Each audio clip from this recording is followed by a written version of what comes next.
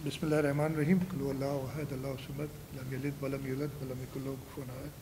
सबसे पहले तो मैं शुक्रगुजार हूँ आप सब ब्यूरो चीफ्स का कि आपने इतवार के दिन पे यहाँ चीफ मिनिस्टर्स आओ आके दावत पे, ताकि हम कुछ मुल्की सूरत हाल पे जो इश्यूज़ हैं ख़ास तौर पे सूबा सिंध, ये उतारना पड़ेगा, सूबा सिंध के हवाले से जो इश्यूज़ हैं उनको आपसे डिस्कस कर लूँ, आपसे कुछ गाइडेंस भी ले लूँ, आपको अपना पॉइंट ऑफ व्यू भी बता दूँ और आपके जो इसमें होंगे ऑब्जर्वेशंस उनको भी जहन में रखूँ। मैं करूँगा ये कि पहले कुछ 15-20 मिनट में एक ब्रीफ सा ओवरव्यू दे देता हूँ, फिर जब हम आपस में गपशप करेंगे तो वो चीज़ें और बाहर निकलेंगी। आजकल के माहौल देखते हुए ख़ास तौर पे ये साल में जो हमारे पास पेंडेमिक आया है कोविड का, कोरोना का, तो बात वहीं से शुरू करनी पड़ेगी, इसलिए कि ये कम अज़ कम मेरी लाइफ टाइम में और हम सब की लाइफ टाइम में इससे बड़ा क्राइसिस पूरी दुनिया में नहीं आया। 18 में जो पेंडेमिक आया था वो स्पेनिश फ्लू वाला, या वर्ल्ड वॉर्स थी पहली और दूसरी, उसके बाद ये 2020 का जो हमारा कोरोना का कोविड का पेंडेमिक है, ये सबसे ज़्यादा संगीन है पूरी दुनिया के लिए। हमारे मुल्क के लिए भी ऑब्वियसली ये मेजर इशू बन गया हुआ है और है। 26 फरवरी को पहले केसेस आए थे, 2 कराची में और 1 इस्लामाबाद में इस पेंडेमिक के। मैं रिपीट नहीं करूँगा इसलिए काफ़ी बार बता चुका हूँ कि सिंध हुकूमत ने किस तरीके से जो है उसी वक्त मोबिलाइज़ किया, हमारे हेल्थ डिपार्टमेंट ने, हमारे बाकी सारे मिनिस्टर्स ने, हमने टीम्स बनाई, टास्क फोर्स बनाई, प्राइवेट सेक्टर से डॉक्टर्स को हमने इन्वॉल्व किया साथ में, और लगातार रोज़ाना की बेसिस पे मीटिंग्स करते एक डायरेक्शन मेरा ख़्याल है पूरे मुल्क को दी। और ये सिर्फ मैं नहीं कह रहा हूँ, ये तकरीबन सब इस बात को एक्सेप्ट करते हैं। अब भी वज़ीर आज़म साहब भी कहते हैं कि जी जब सिर्फ 26 केसेस थे तब से हमने लॉकडाउन शुरू कर दिया था, तो वो सूबा सिंध में हुआ था, 26 भी नहीं, उससे भी कम केसेस थे, इसलिए वो 26 केसेस थे 13 मार्च 2020 को, और हमारे जो स्टेप्स थे वो 26 फरवरी से शुरू हो गए थे और फिर 29 फरवरी को, इसलिए 29 का महीना था, हमने वो स्कूल्स बंद किए 15 दिन के लिए, और उसके बाद बाकी जो स्टेप्स लिए तो वो लॉकडाउन की तरफ एक स्टेजेस थे। तो ये ज़रूर मैं शुक्रगुज़ार हूँ बाकी सूबों का और वज़ीर आज़म का कि उन्होंने इसकी इम्पोर्टेंस को देखा, जो हम स्टेप्स ले रहे थे, जो इमरजेंसी स्टेप्स ले रहे थे, उनको फॉलो किया, और हम आज इस सूरत में हैं कि कुछ हद तक कंट्रोल है। लेकिन अभी हम शुरू करने से पहले एक आध दोस्त ने सवाल भी किया था, मैं अभी तक नहीं समझता कि फुली कंट्रोल में है, और ये अब हमारे हाथ में, शुरू से हमारे हाथ में था। ये वबा ऐसी है कि अनलेस खुद जाके आदमी कोई ना लेके आए, ये कोई दौड़ के भाग के आपके पीछे नहीं आती। इस वक्त भी हमारे हाथ में, और सबसे ज़्यादा ज़रूरी, हमने जब ये शुरू किया था हमने कहा था कि जी ये वबा फैलेगी, इसको हम रोक नहीं सकते कम्प्लीटली, इसको स्लो डाउन कर सकते हैं, और स्लो डाउन करने का मकसद ये था कि हम अपनी हेल्थ फैसिलिटीज़ को इतना बढ़ा दें कि हमारी हेल्थ फैसिलिटीज़ एग्जॉस्ट ना हो जाए। हमने उस दिन से काम शुरू किया, बीच में प्रॉब्लम्स आए थे, कुछ दिन ऐसे थे जब हमारे पास अस्पताल में वाकई बहुत मेजर इश्यूज़ आ गए थे, लोगों को अस्पतालों में जगह नहीं मिल रही थी, लेकिन उसको जो हमने ग्राउंड वर्क ले किया था उसने रिज़ल्ट्स पे करना शुरू किए। और अब हमने, जैसे आपको पता है, रिसेंटली हमने कराची का इन्फेक्शस डिजीज़ हॉस्पिटल का 1 फ्लोर भी, 2 फ्लोर बल्कि तैयार कर लिए हैं, 2 और floor end of the month हो जाएंगे, जिसमें हमारे पास 48 ICU और तकरीबन 122 HTU यूनिट्स होंगे, 8 की 16 इमरजेंसी यूनिट्स भी हैं, उसमें इमरजेंसी बेड्स भी हैं। फिर उसका ब्लॉक B और C, उस पर भी काम चल रहा है, वो भी इंशाल्लाह इसी माली साल के अंदर कंप्लीट हो जाएंगे। दिसंबर तक हमारा प्रोग्राम है कि उनको भी कंप्लीट कर दें। हमने सिविल अस्पताल में बहुत ज़्यादा बढ़ाई फैसिलिटीज़, हमने सर्विसेज अस्पताल को कन्वर्ट किया कोविड में, वहाँ फैसिलिटीज़ हैं। लियारी जनरल हॉस्पिटल में हमने बहुत ज़्यादा फैसिलिटीज़ बढ़ाई। तो अब इन सब कामों के बाद, इन सब चीज़ों के बाद हम थोड़े से कंफर्टेबल हैं अपनी प्रिपेयर्डनेस में। एक चीज़ जिसमें मैं ख़ुद थोड़ा सा जिक्र भी मैंने किया था, टेस्टिंग। इस वबा का कंट्रोल, जब तक इसकी कोई वैक्सीन है, जब तक इसकी कोई दवा है, अभी तक डॉक्टर्स को भी नहीं पता। वो दवाएं डिफरेंट, कभी कोई इलाज होता है, कभी कोई इलाज होता है। वो शुरू में क्या हाइड्रोक्लोरोक्विन थी या क्या थी, उसका कह रहे थे इस्तेमाल करें, वो कहते हैं उसको बिल्कुल इस्तेमाल ना करें। तो डॉक्टर्स को भी अभी पता नहीं है इस चीज़ का पूरा इलाज। जब तक वो इलाज आए, हमने क्या करना है, आइडेंटिफाई करना है लोगों को। अगर कोई आइडेंटिफाई होता है, उससे फिर ट्रेस करके बाकी लोगों को ढूंढना है, और फाइनली हमने उनको टेस्ट करके और एक तरफ करना है, यहाँ वो पॉजिटिव है या नेगेटिव है। अगर पॉजिटिव आते हैं तो उनके जो कॉन्टैक्ट्स हैं उनको देखना है, ताकि इसकी वबा को का फैलाव रोक सकें। उसमें जो हम चाह रहे थे पहले दिन से, और वो उस हद तक कामयाबी मैं कहूँगा पूरे मुल्क को नहीं हुई है। और ये फेडरल गवर्नमेंट भी बात कर रही थी, कहते थे कि 50,000 का हम कैपेसिटी कर लेंगे इतने दिनों में। 2 महीने पुरानी बात है जब भी हम कह रहे थे कि 50,000 की कैपेसिटी हो जाएगी 20। अब हमारी 24-25,000 टेस्ट रोज़ाना की बुनियाद पे हो रहे हैं। एक चीज़ मैं आपको बता दूं, जब से ये टेस्टिंग शुरू हुई है, सिंध बाकी सारे सूबों से कम से कम डबल है टेस्टिंग में, जो हमारी पॉपुलेशन है उसके हिसाब से।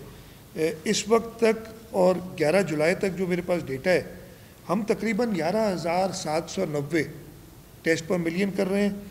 पंजाब उसके मुकाबले में 5,359 टेस्ट कर रही है। खैबर पख्तूनख्वा 4,898 और बलूचिस्तान 4,316। तो हमसे हमारे बाद पंजाब है दूसरे नंबर पे, लेकिन वो भी हमसे आधे से भी कम है। ये तो जब से टेस्टिंग शुरू हुई है तब से बात है। मैं ज़्यादा परेशान और थोड़ा सा वरीड इसलिए होता हूँ कि मैंने ये पिछले 10 दिन या पिछले 15 दिन पे आ जाता हूँ। 10 दिन टू शॉर्ट्स, इसलिए 10 दिन तो और ख़राब पोजीशन है। पिछले 10 दिन में हमने 3,244 टेस्ट पर मिलियन किए हैं। टोटल नंबर ऑफ़ टेस्ट तो हमने किए 1,55,346 पिछले 15 दिन में। पंजाब ने किए 1,28,369, और पंजाब की पॉपुलेशन हमारी डबल से भी ज़्यादा है। वो टेस्ट पर मिलियन देखेंगे तो हमसे 1/3 होके रह गई। उनके 1,167 हैं और हमारे 3,244। इधर थोड़ी सी मुझे तशवीश होती है। मैं खुद अपनी टेस्टिंग से सेटिस्फाइड नहीं हूँ। हेल्थ डिपार्टमेंट कोशिश कर रही है, हेल्थ डिपार्टमेंट और उस पर तेज़ी लाने की कोशिश कर रही है। हमारे कुछ जो फील्ड स्टाफ थे वो कोविड पॉजिटिव हो गए, उसकी वजह से हमें टेस्टिंग टीम्स को चेंज करना पड़ा। कुछ जैसे नए लोग आते हैं उसमें ट्रेनिंग है। ये सारी चीज़ें, खैर ये कोई बहाना नहीं है, हमें इस सब चीज़ के लिए तैयार होना चाहिए। लेकिन तशवीश ये है, और खैबर पख्तूनख्वा 1,076 टेस्ट पर मिलियन पिछले 15 दिन में, हम 3,244, और बलूचिस्तान सिर्फ 586। इधर प्रॉब्लम मुझे क्रिएट नज़र आ रहा है कि हम वक्ती अर्ली इस पे विक्ट्री डिक्लेयर करके अपने आप को ख़राब करें। ये सब बातें आप दोस्तों से करने का मकसद ये था, बिकॉज आप मीडिया वाले हैं, इस चीज़ को हाईलाइट करें कि देखें, आप लोगों को टेस्ट कराने के लिए राग़िब करें कि जी टेस्ट ही ज़रूर होना चाहिए। जो अजीब सूरत हाल, मैं एक और भी आपको बताऊंगा, ये नंबर्स मेरे नहीं है, ये नंबर्स देती है NCOC, जो रोज़ाना एक शीट देती है हमें। ज़्यादा परेशान कन बात ये है कि ये 11 जुलाई वाला डेट है, कल की जो डेटा है, हमने 10,815 लोगों को आइडेंटिफाई किया और उन सबको टेस्ट किया। हमारी टेस्टिंग, अगर हम टेस्ट सिर्फ सस्पेक्ट्स को कर रहे हैं, या कॉन्टैक्ट्स या सस्पेक्ट्स, हमने जो आइडेंटिफाई किए सब टेस्ट किए। अनफॉर्चुनेटली पंजाब आइडेंटिफाई 10,292 लोग करता है, और ये रोज़ाना का मामूल है। टेस्ट 8,292 करता है, पूरे 2,000 कम टेस्ट करता है, जबकि टेस्टिंग कैपेसिटी 17,000 की है उधर जो वो क्लेम करते हैं।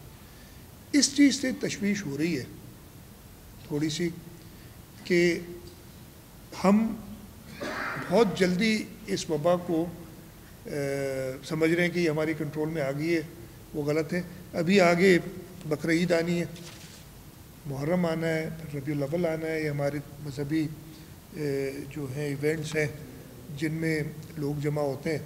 आप रोक नहीं सकते, हमें कोई ना कोई तरीक़ेकार से इन सब चीज़ों को चलाना पड़ेगा। लेकिन ये बड़ा एक मुश्किल किस्म के अगले 2-3 महीने आने जा रहे हैं, और इसमें सबसे ज़्यादा ज़रूरी है, और ये मैं फेडरल लेवल पे कह जो अब तो काफ़ी दिन से एनसीसी की मीटिंग नहीं हुई, काफ़ी दिन हो गए आखिरी मीटिंग हुए हुए, उसके बाद फिर मीटिंग नहीं हुई है एनसीसी की वज़ीर आज़म साहब की सरबराही में। एनसीओसी की मीटिंग का मैं हिस्सा नहीं होता हूँ, चीफ सेक्रेटरी साहब होते हैं, और कोई वज़ीर अगर किसी दिन उसको बुलाया जाता है तो वो होते हैं। उधर हमने हाईलाइट किया है ये चीज़। लेकिन अगर आप लोगों की तरफ से ये हाईलाइट होगी कि फेडरल गवर्नमेंट इस टाइप की, इसलिए कि ये रिकॉर्ड पे मौजूद है चीज़ें कि अगर आपको ज़ुकाम हो जाए तो ये नहीं आप टेस्ट कराने भागने निकल चल पड़े। इस किस्म की चीज़ों को हमने जो है चेंज करना होगा ताकि लोग टेस्ट ज़्यादा से ज़्यादा कराएं और हम अपनी कैपेसिटीज़ और बढ़ाएं। हम इस वक्त हमने अपनी बजट में भी टेस्ट लैब्स नहीं कायम करने के लिए फंड्स रखे हुए हैं। हम प्राइवेट सेक्टर को इंसेंटिवाइज़ कर रहे हैं कि जब वो पैसे लेते हैं टेस्ट करने के, हमारे यहाँ सिंध हुकूमत जो भी टेस्ट करती है वो मुफ्त करती है, प्राइवेट अस्पताल लेते हैं पैसे, लेकिन अगर उनके पास कैपेसिटी होगी तो जो लोग अफोर्ड कर सकते हैं वो जाके वहाँ टेस्ट कराएं। तो ये सारी चीज़ें हम कर रहे हैं। तो उसके साथ साथ जैसे मैंने बताया कि हमने अपनी फैसिलिटीज़ बहुत हद तक बढ़ा दी है। वो मैं आपको बता दूं कि हमारे पास 11,268 कोविड बेड्स मौजूद हैं। पंजाब में 10,237, खैबर पख्तूनख्वा में 5,440 और बलूचिस्तान में 1,103। हर चीज़ वो होती है बेड्स पर मिलियन। ये कहते हैं कि यार इतना बड़ा सूबा है, हमारे पास 235 बेड्स पर मिलियन है कोविड के। पंजाब में 90 हमने डेवलप किए हैं, मैं शुरू से ज़्यादा डिटेल नहीं देता। 93 हैं। हमारे पास वेंटिलेटर्स पर मिलियन 11 हैं, पंजाब में 7 हैं।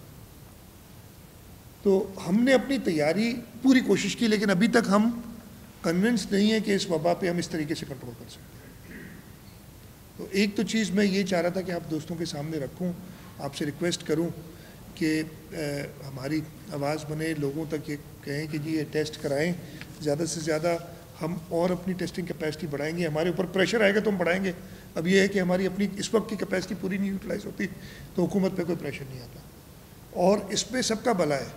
क्या है कि खुदा न खास्ता किसी को अगर ये वबा है, उसको तो शायद फील भी ना हो रहा हो, लेकिन वो दूसरों को अगर ये ट्रांसफ़र करेगा तो किसी और की मौत का सबब बन सकती है या तकलीफ़ का सबब बन सकती है कम अज़ कम, अल्लाह ना करे किसी की मौत हो।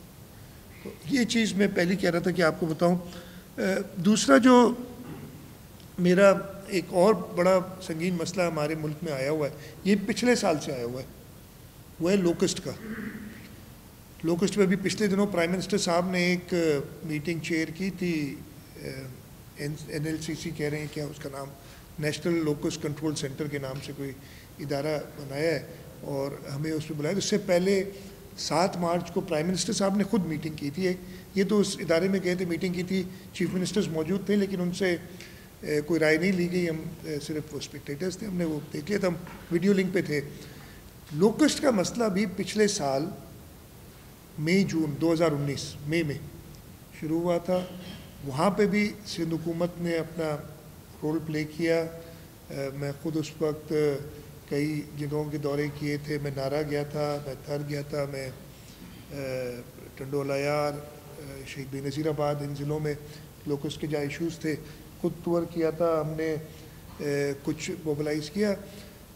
फिर उस वक्त हमने काफ़ी हद तक कंट्रोल किया। फिर नवंबर दिसंबर में दोबारा ये मामला क्रिएट हुआ।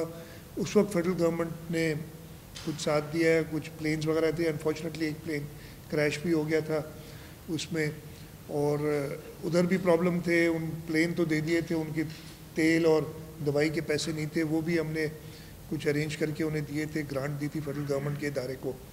फिर इस साल फेडरल गवर्नमेंट ने उसको सीरियस लिया, इसलिए कि पता चला कि जी पिछले साल तो बहुत कम आई थी, इस दफ़े ज़्यादा लोकस्ट का ख़तरा है। उस लोकस्ट के ख़तरे के लिए उन्होंने फिर एक नेशनल एक्शन प्लान बनाया। सूबों को कहा लोकस्ट या लोकस्ट कंट्रोल, अगर आप आइन देखेंगे और रूल्स ऑफ बिजनेस देखेंगे तो ये फेडरल गवर्नमेंट की जिम्मेदारी है। इसलिए कि अगेन लोकस्ट भी एक इंटरनेशनल फिनोमेना है। अभी भी जो हमारे पास लोकस्ट इस वक्त आई है, अभी जो आई है पिछले दिनों, वो अक्रॉस द बॉर्डर आई है ईरान से। उससे पहले जो लोकस्ट थी वो बलूचिस्तान का लास्ट ईयर का रेजिड्यूल था। सिंध में, ये मीटिंग्स में बोला गया है, मैं नहीं कह रहा हूँ, मीटिंग्स में बोला गया है, सिंध में लास्ट ईयर अच्छा काम होने की वजह से सिर्फ घोटकी में और कश्मीर में और थोड़ा सा टंडोलयार में लास्ट ईयर का रेजिड्यूल था, जो हमने इमीडिएटली जैसे ये शुरू हुआ था मामला फरवरी मार्च में, हमने उसको भी कंट्रोल कर लिया। हमारे पास जो लोकस्ट आई वो रेजिड्यूल था बलूचिस्तान का और सदर्न पंजाब का, और अब जो आ रही है वो ईरान से आ रही है और कहते हैं अब अफ्रीका से भी आएगी एक और लोकस्ट की। इस वक्त जो लोकस्ट ईरान से आई उसका डर था, और ये सब एक्सपर्ट्स, हमें नहीं पता था, हमने यही कहा था कि जी हम रिसोर्सेज भी देने के तैयार हैं, दो हमारी जिम्मेदारी नहीं है, लेकिन हमारे लोग अफेक्ट होते हैं इसकी वजह से, हम रिसोर्सेज भी देंगे, पैसे भी देंगे, लेकिन एक्सपर्टीज़ आपके पास है। प्लांट प्रोटेक्शन डिवीज़न जो है उसका काम है ये प्लांट प्रोटेक्शन डिवीज़न, जिसमें जब शहीद मोहतरमा बेनज़ीर भुट्टो वज़ीर आज़म थी तो उस वक्त उनके पास 20 जहाज़ थे, ये उन्होंने ख़ुद बताया, और आज उनके पास 8 हैं, 8 में से भी 1 या 2 काम कर रहे हैं, कुछ क्रैश हो गया। खैर वो छोड़े बातें, अब वो कोशिश कर रहे हैं लाने की। इस वक्त जो लोकस्ट आनी थी ईरान से मैंने जो आई, हमें ये लेटेस्ट बताया गया, मैंने कहा सबके कि वो थर में बारिशें कुछ लेट हुई, इसलिए उनको मॉइस्चर चाहिए।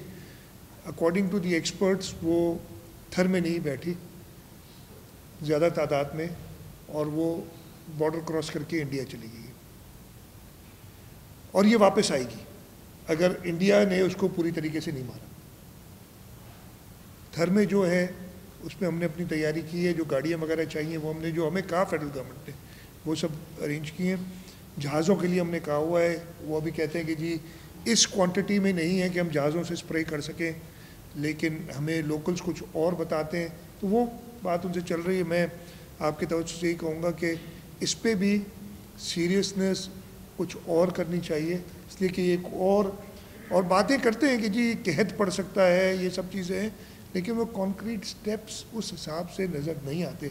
हमारी तैयारी, अगर खुदा न खास्ता ये लोकस्ट थर के डेजर्ट में, कहते हैं इसका ब्रीडिंग ग्राउंड यही है, थर अछड़ो थर, हमारा चोलिस्तान वाला डेजर्ट, ये पट्टी, अगर इधर ये ब्रीडिंग के लिए अभी तक नहीं कह रहे कि इस लार्ज क्वांटिटी में आ जाती तो हम तैयार नहीं थे। आज हमें जो 7 मार्च को कहा गया था, हमने 6 जहाज़ों के लिए कहा था कि हमें डेजर्ट के लिए चाहिए होंगे, 7 मार्च 2020 को वादा किया गया था कि ये आपको मिल जाएंगे, वो आज तक एक जहाज़ कराची में खड़ा है जो कि ऑपरेशनल नहीं है, एक सक्खर में है, उसको कहते हैं कि अभी ज़रूरत नहीं है, 2 हेलीकॉप्टर्स हैं जो छोर में हैं, लेकिन उस हिसाब से तैयारी हमारी नहीं है जो कि होनी चाहिए थी। तो दूसरा यही था मेरा कि लोकस पे थोड़ा सा कर लो। एक दो चीज़ें और before I get to the federal government issues के, उनकी कारकर्दगी क्या रही है जो सारे लोग देख रहे हैं। एक और इशू मैं बता दूं जो इसको एक कंट्रोवर्शियल करके बनाया, ये कंट्रोवर्शियल है, बनाया नहीं क्या है, आप लोगों ने सही पिक किया, लेकिन मेरे ख्याल में हमारा पॉइंट ऑफ व्यू इसमें प्रॉपर तरीके से नहीं आया। वो है जब ये टैक्स का इशू हुआ है कि जी हमने फेडरल गवर्नमेंट से कहा कि हम विथहोल्डिंग टैक्स गाड़ियों पे आपका कलेक्ट नहीं करेंगे। उसकी एक वजह है, एक हिस्ट्री है। ऐसे नहीं कि 27 जून को 28 जून को हमें ख्याल आया, नींद से उठे और हमने ख़त लिख दिया कि हम नहीं करेंगे। इसकी हिस्ट्री 2014-15 से चल रही है। 2014-15 से फेडरल गवर्नमेंट ने अपने टारगेट्स पूरे करने के लिए, बहुत सिंपल बात, ये FPR नहायत ही एक जो है नाकाम इदारा बन चुका है, और उसके 5 सरबराह 4-5 कितने चेंज किए हैं उसी से पता चल जाता है उसकी नाकामी का। अब तो बड़े स्कैंडल्स उधर और निकल रहे हैं, मैं उन पर नहीं भी जाना चाहता। FBR अपने टारगेट्स पूरे करने के लिए सूबों के एट सोर्स पैसे काट लिया करती थी कि जी फलाने आदमी, ये फलाना सूबा, तुमने ये हमारे लिए टैक्स, कोई उसका सर पैर नहीं, एक नोटिस निकाला उस नोटिस में कहा कि जी हमारे हिसाब से टैक्स आपने 100 रुपये कलेक्ट करना था हमारा, आपने 50 किया, ये 50 हम आपके काट रहे हैं, हम अपने खाते में डाल रहे हैं। 2014, 15, 15-16 और आखिरी टाइम 16-17 में ऐसे हुआ। 16-17 में जब हुआ, 2016 बल्कि 15-16 में जब हुआ जून में, उस वक्त इन्होंने, और ये पिछली हुकूमत थी, नवाज शरीफ साहब वज़ीर आज़म थे उस वक्त, इन्होंने हमारे को 7 अरब रुपए एक साथ काट लिए। अच्छा, पहले तो वो 200-300 मिलियन काटते थे तो हम झगड़े पर, 7 अरब अचानक जो कम हुए, और हमें पता तब चलता है कि जब 7 जुलाई को, 30 जून को हमारा फाइनल नंबर आता है जो पैसे हमें मिले।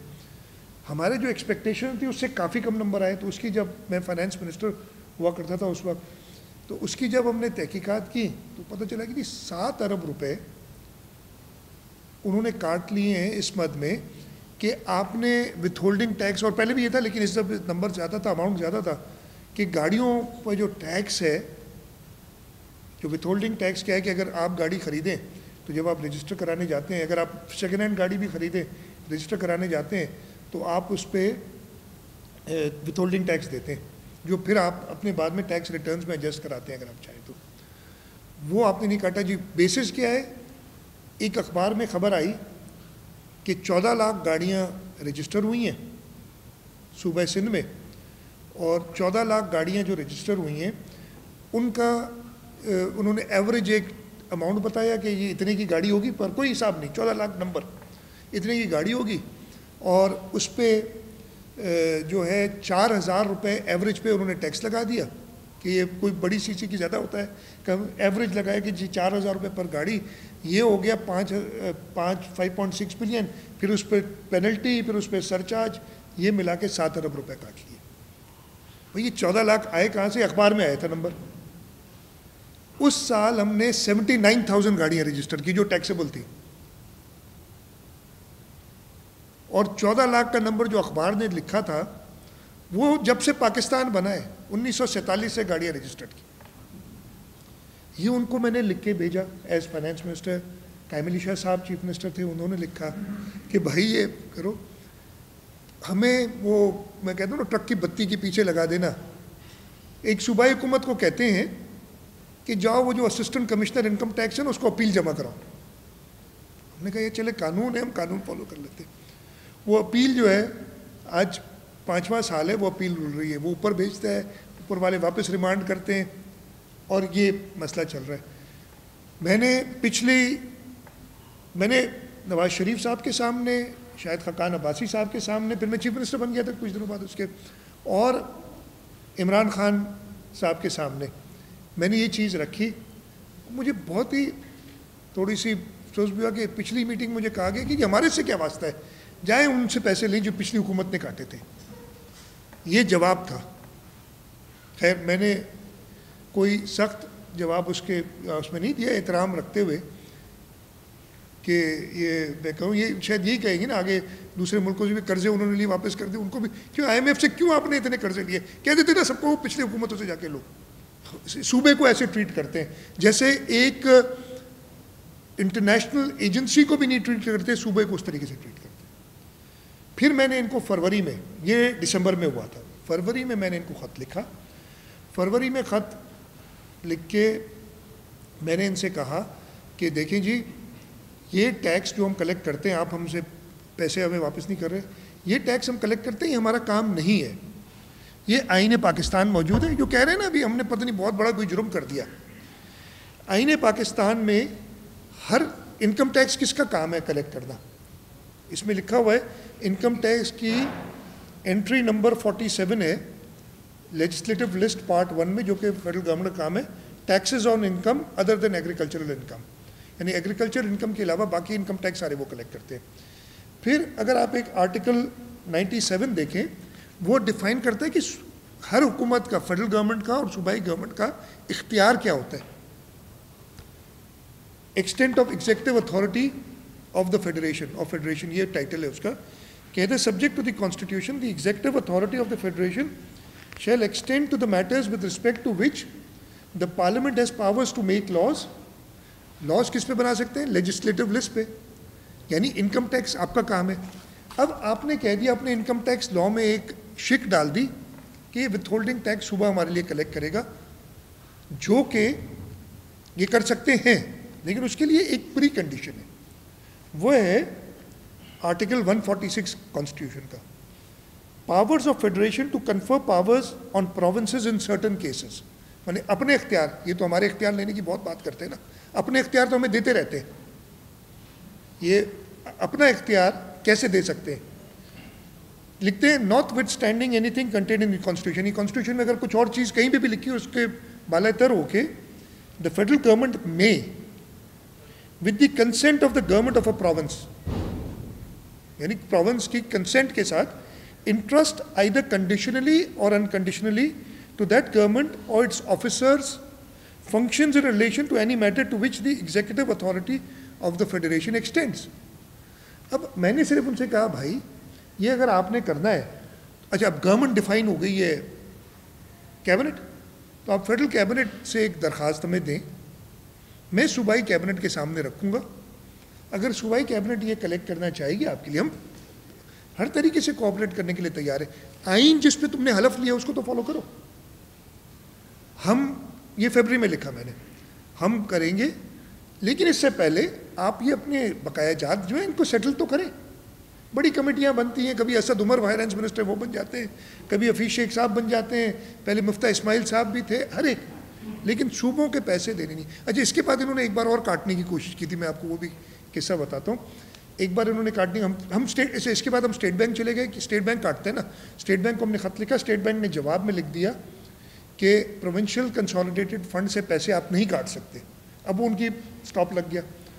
फिर उन्होंने अगले साल जब ये स्टॉप लग गया, क्या किया कि नेशनल बैंक में हमारे लोकल गवर्नमेंट के पैसे पड़े थे, लोकल गवर्नमेंट अथॉरिटीज़ के पैसे होते हैं ना डिफरेंट, वो लोकल गवर्नमेंट के पैसे नेशनल बैंक ने काट ली, उधर से कटवा लिए एफबीआर ने।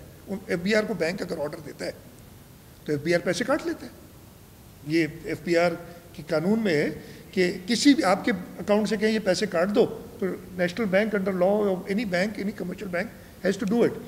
उन्होंने एफबीआर ने ऑर्डर दिया कि सिंध हुकूमत के फलाने अकाउंट से हमारे विथहोल्डिंग टैक्स उन्होंने कम काटा है तो लोकल गवर्नमेंट के अकाउंट से पैसे काट के दे दो। उन्होंने वो पैसे काट लिए, थोड़े से थे, थोड़े से तो नहीं थे, 100-125 मिलियन के करीब, जो नंबर याद नहीं मुझे, ये उन्होंने पैसे काट लिए। जब ये पैसे काटे मैंने एफआईआर दाखिल कराई नेशनल बैंक के मैनेजर के खिलाफ, उसको अरेस्ट करने के लिए पुलिस गई, 24 घंटे में एफबीआर ने रिवर्स किया, पैसे वापस किए। हमने एफबीआर के दफ्तर में भी, आपको याद होगा ये चीज़ सारी, ये इशू, ये इस हुकूमत में नहीं थी, पिछली हुकूमत में थे। ये नहीं कि कोई इमरान खान नियाजी से हमें कोई परेशानी है, जो भी सूबा सिंध के मफाद के ख़िलाफ़ बात होगी, हमारा फ़र्ज़ है एज द गवर्नमेंट कि हम उस पर एक्शन लें। ये वजह थी कि मैंने फरवरी में ख़त लिखा, फरवरी, मार्च, अप्रैल, मई, जून, कोई जवाब नहीं। फिर हमने ये स्टेप लिया जो हमने कहा था फरवरी में। मैं चाह रहा हूँ कि ये चीज़ इस तरीके से क्यों नहीं आई, मतलब हमने बगावत कर दी, ये मैंने सुना, कई और लोग एक्टिव हो गए इसमें कि जी आपने ये क्या जो कर दिया, अगर आप टैक्स नहीं इकट्ठा करेंगे तो मुल्क कैसे चलेगा। यार मुल्क सिर्फ फेडरल गवर्नमेंट नहीं चला रही, चारों सूबों हम पार्टनर्स हैं मुल्क चलाने में। अगर बाकी सूबों को अपने लोगों के मफाद का नहीं है, ये मैं हवाई बात कर सकता हूँ, टाइम नहीं बताऊँगा कब, बाकी सूबों के चीफ मिनिस्टर्स भी, मैं कब, ये नहीं इसलिए कि पिछली भी गवर्नमेंट थी अभी भी थी, वो मुझे कहते रहे मीटिंग में, यार हम तो बोल नहीं सकते, ज़रा आप ही हमारे बारे में हमारी तरफ से बोलें कुछ। तो वो स्पोक्समैन भी मैं बनाऊँ कई बार, इसीलिए पसंद नहीं हूँ। ठीक है जी। अब ये इशू था और मैं ये चाह रहा था कि आप लोगों से ये क्लियर करो, ये सारा आइन में। उस दिन ये कब है, मैं कहा 27 या 28 जून को लिखा था, आज 12 जुलाई, 12 जुलाई, अभी तक मुझसे किसी ने बात नहीं की। हाँ, इधर उधर से मैसेजेस कराते हमारे एक्साइज डिपार्टमेंट से, फिर वही कोई डिप्टी कमिश्नर इनकम टैक्स, उसने बात की, यार जी हमारे पैसे, उन्होंने कहा यार ये इश्यूज है, आपको ये क्लियर करें।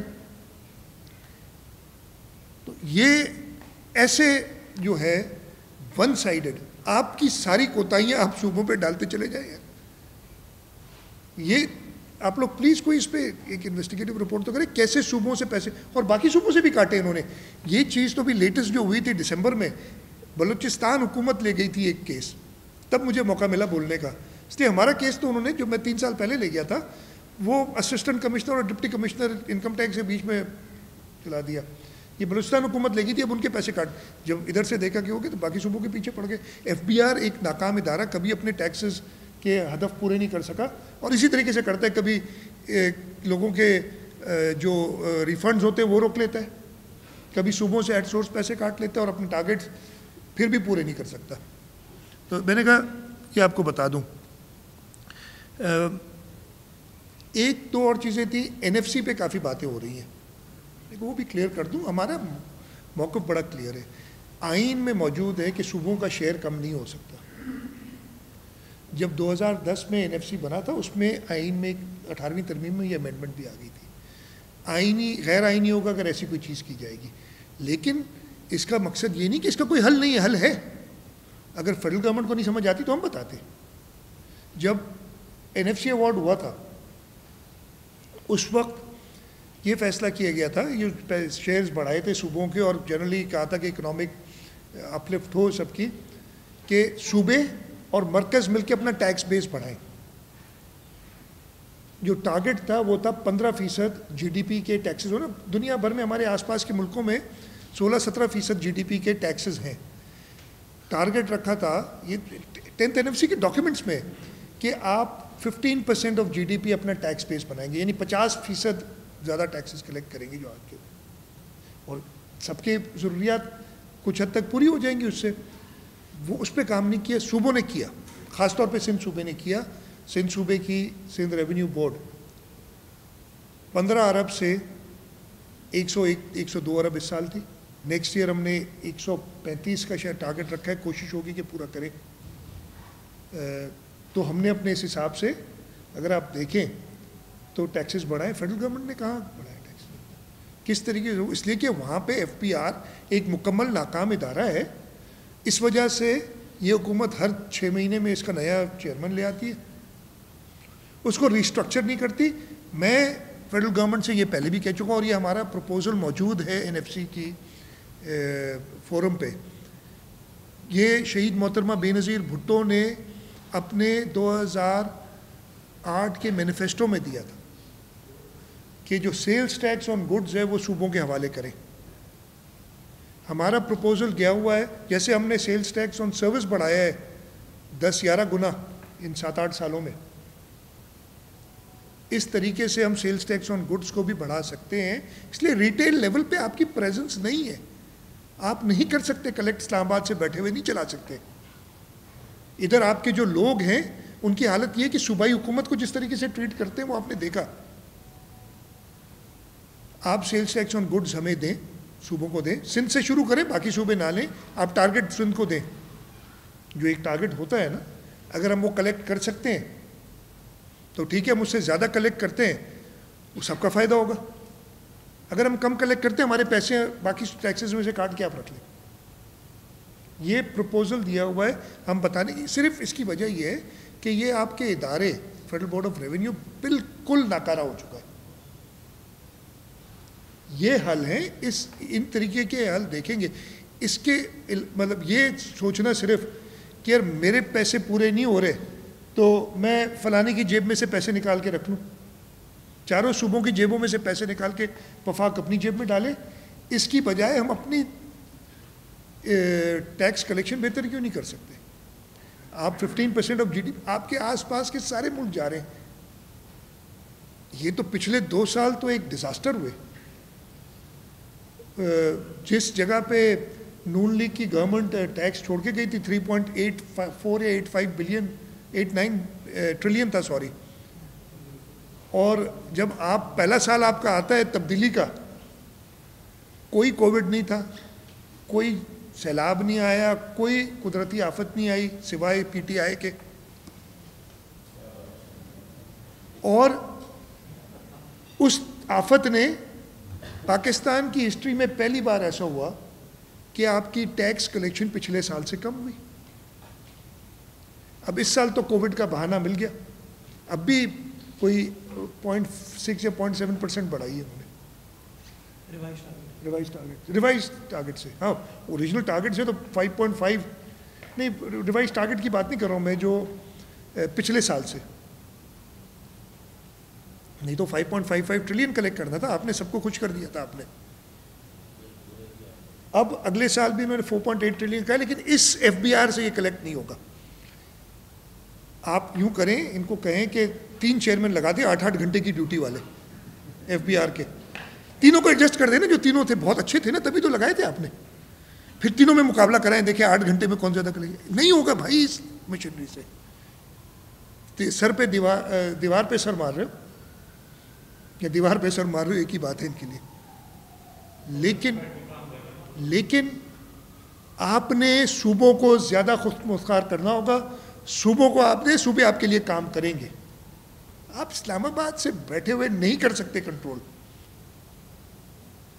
जो प्रोविंशियल ऑटोनॉमी की बात की थी, जो 18वीं तरमीम थी, जो शहीद जुल्फ़िकार अली भुट्टो का शुरू से ख्याल था, वो यही वजह थी। आप अभी ये डेमोन्स्ट्रेट किए सूबों ने, सिविल जिना अस्पताल, NICVD, NICH, हमने डेमोन्स्ट्रेट किया। बाकी सूबों ने भी बेहतरियाँ कुछ की हैं, मैं किसी और सूबे को नहीं कहते। जब इनके हाथ में ये चीज़ें थी, ओवरऑल पाकिस्तान में जो पोजीशन थी, जब ये डिवोल्यूशन के बाद बेहतरियाँ आई हैं बहुत, ठीक है, ऑप्टिमम नहीं है चीज़ें। हमारा मुल्क अनफॉर्चुनेटली एक डेवलपिंग कंट्री है जिसमें बहुत ज़्यादा इश्यूज आते रहे, जो पोटेंशियल हम नहीं कर सके उसको रियलाइज, इसमें हम सब का कसूर है। लेकिन जब 18वीं तरमीम से पहले तक की जो बातें थी उससे बहुत बेहतर हो गई है। मैं वैसे तो 1-2 चीज़ें और थी जो मैं अपनी करना चाह रहा था, लेकिन मैं आ जाता हूँ सीधा जो वफाक ने, इस हुकूमत ने पिछले 2 साल में किया है। मैं बहुत ब्रीफली, मेरे ख्याल है 2-2, 3-3 सेंटेंस में बातें बताऊँगा आपको। इस मुल्क की इकॉनमी के साथ, इस मुल्क की हेल्थ के साथ, इस मुल्क के फूड सिक्योरिटी के साथ। पहले मैं हेल्थ पे आता हूँ। कोविड तो ठीक है, सब कुछ हमारे हिसाब से उस तरीके से नहीं हुई, लेकिन उसको चलें थोड़ी देर छोड़ दें।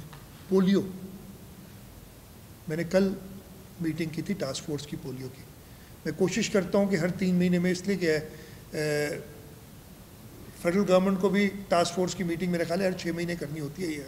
1 मीटिंग हुई है 2 हुई है उसकी, जब से मौसूफ आए। मैं कोशिश करता हूँ कि हर 3 महीने में मीटिंग करूँ, कभी डिले हो जाता हूँ। कल मैंने मीटिंग की 2018 में, आखिरी साल था इस गवर्नमेंट से पहले का, अगस्त में आ गए थे, लेकिन 2018 में सिंध में 1 पोलियो का केस था। पूरे पाकिस्तान में 8 केस थे पोलियो के। 2019 में मेरे ख्याल है 147 केस हो गए। इस साल अभी तक नंबर्स मेरे पास 60-70 से ऊपर केस हो चुके हैं। सिंध में नहीं, और ज़्यादा हुए हैं, 60-70 तो मैं कम बता रहा हूँ।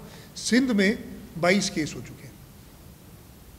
खैबर पख्तूनख्वा में कोई 60 के करीब केस हो चुके, 47 एक है। जो सबसे बड़ी हमारे साथ ज्यादती की है, ये मैं एक्सपर्ट नहीं हूँ, लेकिन जो चीज़ें सुनी है, पोलियो वायरस एक वाइल्ड पोलियो वायरस होता है जो कि हमारे मुल्क में था और है, और एक वैक्सीन इंड्यूस्ड पोलियो वायरस है जिसको हम ख़त्म कर चुके थे। पिछले साल एक ऐसी वैक्सीन जो कि नहीं थी लगानी, गिलगित बल्तिस्तान में लगाई गई। वहाँ से वो वैक्सीन इंड्यूस्ड पोलियो वायरस फैला है। ये मुल्क के बच्चों के साथ, हमारी फ्यूचर के साथ बड़ी, मतलब आप बैठे हुए आप बताते हैं, स्टंटिंग भी समझाते हैं कि स्टंटिंग ये होती है कि बड़ी अच्छी वो बातें समझाना अच्छी बात है। गिलगित बल्तिस्तान में जो वैक्सीन नहीं इस्तेमाल करनी थी, कोई जो डिस्ट्रॉय कर देनी थी, वो इस्तेमाल हुई। उसकी वजह से वैक्सीन इंड्यूस्ड पोलियो केसेस आने शुरू हुए। इस साल नंबर्स मेरे पास हैं, अगर आज वो कल वाली प्रेजेंटेशन ले आए तो उसमें सारे हैं। इस साल ज़्यादा केस उसके हो रहे हैं। कराची में भी 2 केस हुए हैं ये वैक्सीन इंड्यूस्ड पोलियो वायरस के, not the wild polio virus जिसमें ज़्यादा गलती को गंदगी और उसकी वजह से होते हैं, जिसमें भी हम पीछे हैं। दोनों मौलिक हैं, दोनों लीथल हैं, लेकिन एक चीज़ को हम ख़त्म कर चुके थे दुनिया से, तो दोनों चीज़ें ख़त्म हैं सिवाय 2-3। ये एक स्ट्रेन जो थी इसकी, मैं ज़्यादा एक्सपर्ट नहीं हूँ, एक स्ट्रेन जो इसकी थी हम ख़त्म कर चुके थे, नहीं लगानी चाहिए थी, इस तरीके से समझ लें। और इसके साथ और क्या किया इन्होंने, एक पता नहीं सोशल मीडिया के आदमी को इंड्यूस पोलियो हो गया। इसकी वजह भी मैं आपको बताता हूँ।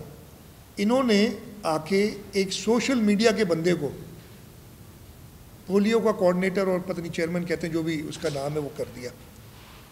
उस शख्स ने हमारे साथ जो किया, इंटरनेशनल एजेंसीज हमारी बहुत मदद करती है, इसलिए कि ये पोलियो भी एक बड़ा मौलिक मर्ज है, पूरी दुनिया से रेडिकेट हुआ है। और ये कुछ मुल्कों में, जिसमें पाकिस्तान एक है, 2-3 मुल्क रह गए जिनमें, पाकिस्तान एक है जिसमें पाया जाता है।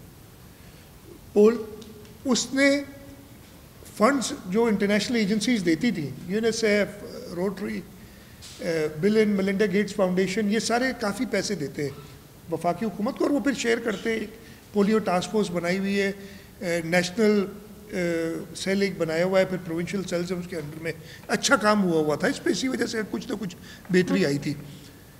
उसके जो सिंध में हमने क्या किया था, जो हमें पैसे मिलते थे, हमने एक तो मोबाइल टीम्स होती हैं पोलियो के लिए, और उसके अलावा अच्छा हमने नहीं किए थे, ये जो प्राइवेट एजेंसीज हैं NGOs के थ्रू और ये सब होता है ना, उन्होंने किए हुए थे। और फिर कंसल्टेशन में सिंध गवर्नमेंट के साथ रहते हैं। दूसरे हमने कराची के लिए ख़ास तौर पे परमानेंट पोलियो वर्कर्स रखे थे। और आपने सुना होगा पिछले दिनों उनमें से काफ़ियों को निकाल दिया नौकरी से, और लगा ऐसे कि सरकार ने निकाल दिया। वो सरकार के पेरोल पे नहीं थे, हुआ ये कि इंटरनेशनल एजेंसीज ने कहा कि हम आपको ये पैसे मीडिया में लगा, माजरत के साथ हम लोग मीडिया के दोस्त थे इसलिए तो नहीं देंगे। उनका ख्याल ये था कि मीडिया में सिर्फ पोलियो की बातें कर देने से पोलियो ख़त्म हो जाएगा, ग्राउंड पे चाहे कुछ ना करो। वो भी ज़रूरी है, आगाही भी बहुत ज़रूरी है कि पोलियो के कतरे पिलाने ज़रूरी हैं, इसलिए एक नेगेटिव उस पर एक बात प्रोपेगेंडा हुआ था।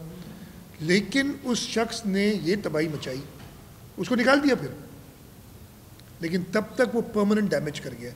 नंबर्स में आपको कुछ देर में आ जाते हैं, दे दूंगा कि पिछले साल क्या थे और इस साल क्या थे। ये है हेल्थ के साथ, मैं एक सिर्फ एग्जांपल दे रहा हूँ। दवाइयाँ, ये आप लोग अक्सर प्रोग्राम करते रहते हैं, वही आपके मैं देखता रहता हूँ प्रोग्राम इस टाइप के कि पुरानी भी दिखाते हैं, ये जी मैन्युफैक्चर्ड फलानी डेट पे ये इसी दवाई की कीमत, ये इसी दवाई की कीमत। दवाइयाँ उसकी इंपोर्ट पे जो घपले हुए हैं, मैं नहीं बताना चाहता, आप लोग इन्वेस्टिगेटिव जर्नलिस्ट हैं, निकालें ना, और कौन कौन इन्वॉल्व है उसमें, निकालें ये चीज़ें। और जी मास्क नहीं छोड़े, PPE भी एक्सपोर्ट कर रहे, इधर हमारे पास मिलती नहीं है। हाँ जी, पिछले साल टोटल 147 केस हुए थे, जिसमें सिंध में 30 थे, KPK में 93 थे पिछले साल, बलूचिस्तान 12, पंजाब 12। पंजाब पिछले साल 0 था, 2 साल से पंजाब ने 0 कर दिया था, लेकिन पिछले साल से पहले, लेकिन 2019 में 12। जो ये जो वैक्सीन इंड्यूस्ड पोलियो केसेस थे, इस साल जो है अभी तक KPK में 21 केस हुए हैं, सिंध में 20 केस हुए हैं, and so on. Vaccine induced polio case पिछले साल जैसे मैं बताया, गिलगित बल्तिस्तान में 4 हुए थे, KPK में 16 हुए थे, तो टोटल 147 + 21 पिछले साल जो थे 168 केसेस हुए थे, फ्रॉम 8 to 168, जिसमें 21 वो केसेस थे जो वैक्सीन इंड्यूस्ड थे, 4 गिलगित बल्तिस्तान में और 16 KPK में। इस साल अभी तक 108 केस हो चुके हैं, अभी हम जुलाई में हैं। 58 वाइल्ड पोलियो वायरस जो पहले होता था हमारा, और 50 case vaccine induced polio virus, जिसमें 2 सिंध में और वो दोनों कराची में, 42 खैबर पख्तूनख्वा में, 1 बलूचिस्तान में, 5 पंजाब में। ये क्रिमिनल है ये चीज़।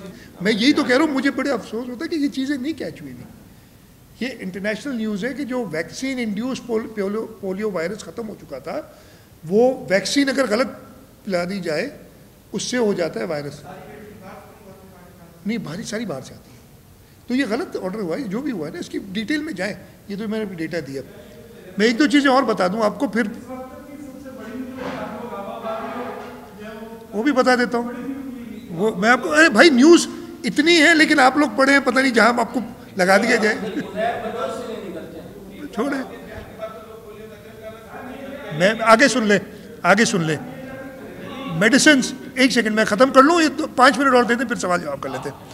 मेडिसिन की मैंने आपको बताई। मैं मेहरबानी करके आपसे कहूँगा कि ज़रा देखें ये कौन इंपोर्ट कर रहा है, कहाँ से इंपोर्ट कर रहा है। कैबिनेट से ये कह के कि हम मौलिक बीमारियों की लाइफ सेविंग ड्रग्स मंगा रहे हैं कुछ ममालिक से जो कि हमारे दोस्त नहीं हैं, और उसकी जगह पे कौन सी दवाइयाँ मंगाई गई। करें, मैं आपको लीड दे देता हूँ, आगे आप करें। शुगर, मतलब आप लोगों ने कई प्रोग्राम किए, लेकिन मेरा ख्याल है जिस तरीके से इन्होंने शुगर का जितना बड़ा स्कैंडल और फ्रॉड लोगों के साथ किया है, उस हिसाब से आप पुरानी चीज़ों पे चले गए हैं और इनको छोड़ दिए, ये डाइवर्ट हो गए सारे।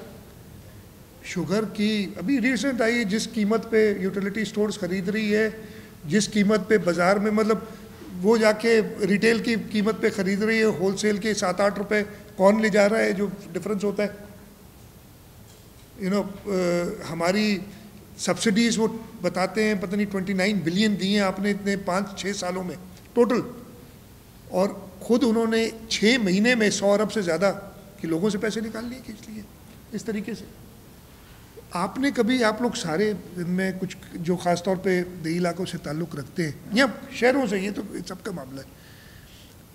हुकूमतें, सिंध चारों हुकूमतें और पास्को वीट प्रोक्योर करती है, और फिर मार्केट स्टेबलाइज करने के लिए सितंबर के बाद जाके वीट रिलीज़ करती है। इस साल मुझे 3 दिन पहले कहा जाता है कि जी प्राइम मिनिस्टर साहब का कहना है कि सिंध हुकूमत वीट रिलीज़ करना शुरू कर दी। मैंने कहा ये कहाँ से होगी, कब से आ गई बात। पता ये चला कि जी पंजाब में वीट की प्रॉब्लम आ गई है, कीमत बढ़ गई है। हमारे यहाँ कोई इतना बड़ा इशू नहीं है, वो उसका इफेक्ट आ रहा है। और अब मार्केट स्टेबलाइज करने के लिए मैंने मीटिंग बुलाई। मैंने कहा कि वीट की प्रोडक्शन कम होगी नहीं, कि पिछले साल से ज़्यादा हुई है।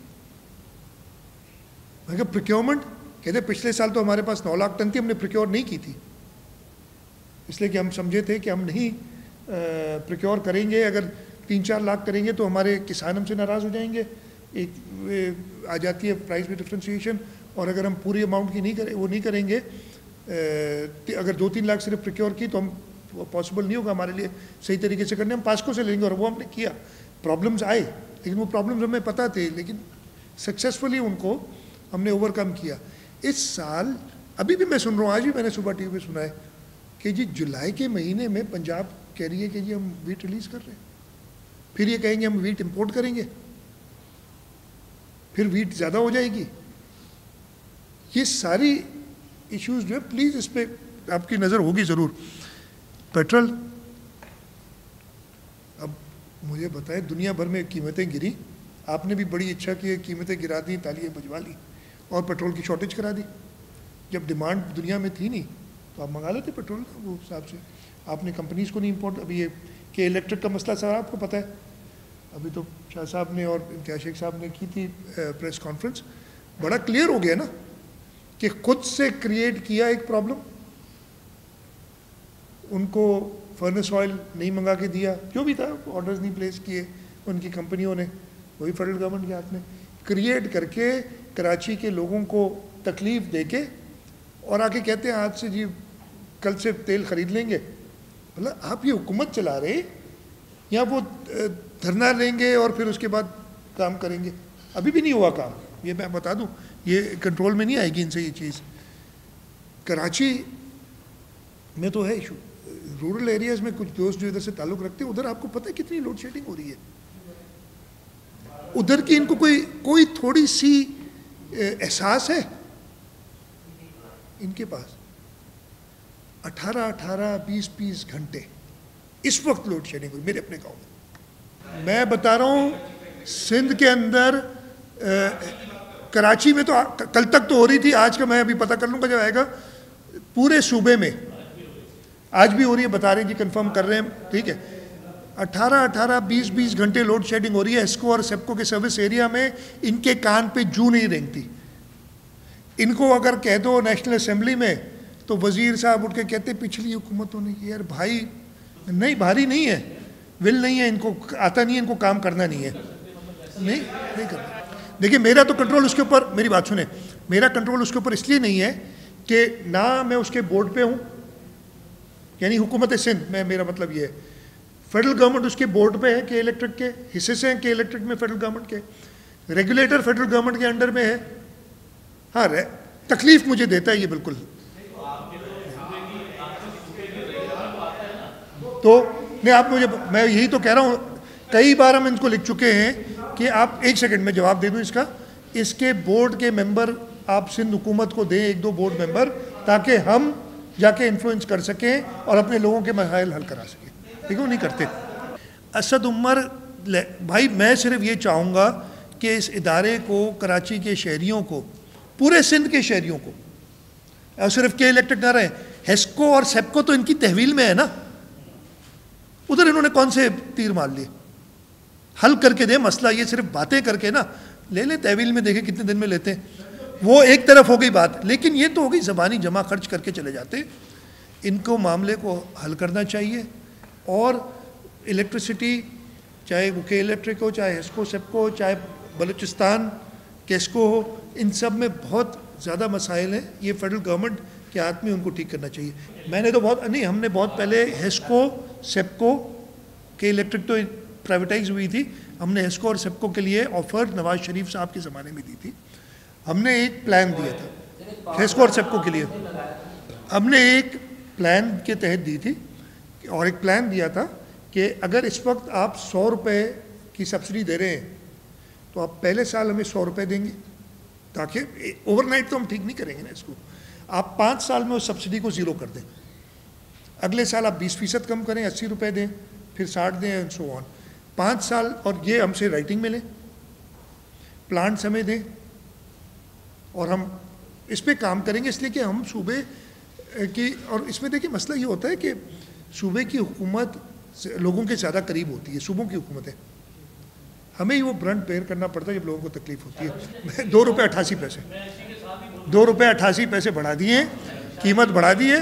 तो ये सारे वो डिटेल्स तो होंगी, मेरे पे इस वक्त याद नहीं है, लेकिन वो डिटेल्स सारी, वो नंबर्स, इसलिए कि इलेक्ट्रिक के एनुअल स्टेटमेंट आती है ना, उसमें ये सारी चीज़ें होती हैं, कितने बिलों का। ये हमने किया एग्जामिन भाई, उसके मुझे तो ये पता चला है, जो आपको ज़्यादा पता हो, आप लोगों को ज़्यादा डिटेल पता है कि के इलेक्ट्रिक के जो मालिक हैं उन्होंने किस पार्टी को फंड किया, अभी वो कहाँ पे हैं और क्या बातें कर रहे हैं। ठीक है, मैं ये सारी चीज़ें आपको पता है। लेकिन जहाँ तक सिंध हुकूमत का ताल्लुक है, मैं कह रहा हूँ, मैं अपने आप को सफ़ाई अव्वल पे कह सकता हूँ सिंध हुकूमत में। मेरे से उसके मालिक की बात नहीं हुई है कभी, इसलिए कि उनको सूबाई हुकूमत की ज़रूरत ही नहीं है ना। टैरिफ उन्होंने बढ़वा लिया, 2 रुपये 88 पैसे, तेल उन्होंने करा दिया है, गैस करा लेते हैं, हमें ब्लैकमेल करते हैं, और हम होते हैं अक्सर ब्लैकमेल से। मेरा मकसद ये, लोगों की बेहतरी के लिए हम प्रेशर डालते हैं फेडरल गवर्नमेंट के, इनके मसले हल करें। आई नो, जब वो होती है हम उसको मैनेज करनी, और इसीलिए हम वो फेडरल गवर्नमेंट से बात करते हैं।